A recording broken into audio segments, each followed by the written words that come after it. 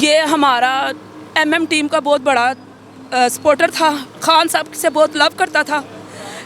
یہ پولیس نے دہشت گردی کر کے اس کو مارا. ہمارے سامنے کل اس کو زندہ سلامت لے کے گھسیٹ کے گئے ہیں. ہماری موبائلوں میں ویڈیوز ہیں، ہمارے ساتھیوں کی ویڈیوز پولیس نے موبائل چھین لیے. اس بندے کی آواز چھپانے کی، دبانے کی کوشش کی. ہمارے پاس ہر ثبوت ہے، ہم نے ہیومن رائٹس والوں کو بھی بھیجے ہیں. ہم اس کے لیے مانگ رہے ہیں، انصاف مانگ رہے ہیں. یہ ذلے شاہ کی شہادت نہیں ہوئی، یہ پوری عدلیہ کے اوپر سوال ہے، یہ اسٹیبلشمنٹ کے اوپر سوال ہے. یہ ذلے شاہ کی موت نہیں ہے، یہ ارشد شریف کی موت کی طرح اس کی بھی موت جو ہے پکار پکار کے پوچھے گی کہ کہاں ہے میرے قاتل، کہاں ہے میرے رکھوالے جنہوں نے مجھے اس ملک میں، اس وطن میں رہنے کی آزادی دی تھی. کہاں ہے وہ آئین؟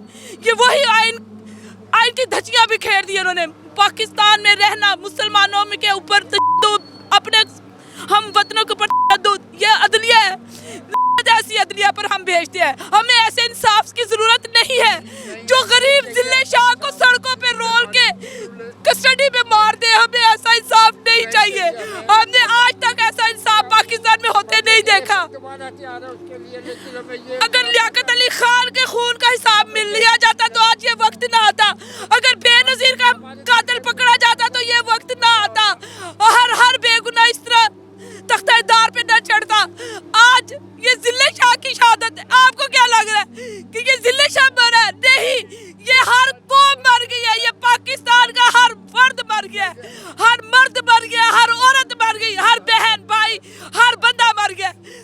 یہ آج مشترکہ جنازہ ہے ان سب کا. یہ 13 جماعتوں کا جنازہ ہے.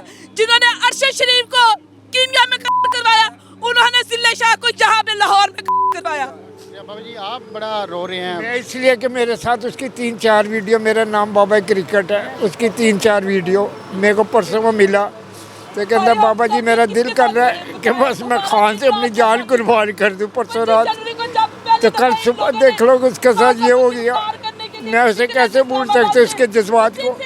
ایسے کم آئے بیٹے پیدا کرتی ہیں. یہ عدلیہ جو ہے نا بس نہ ہونے کے برابر ہے. ہمیں کوئی توقع نہیں اس ملک میں، سمجھ گیا.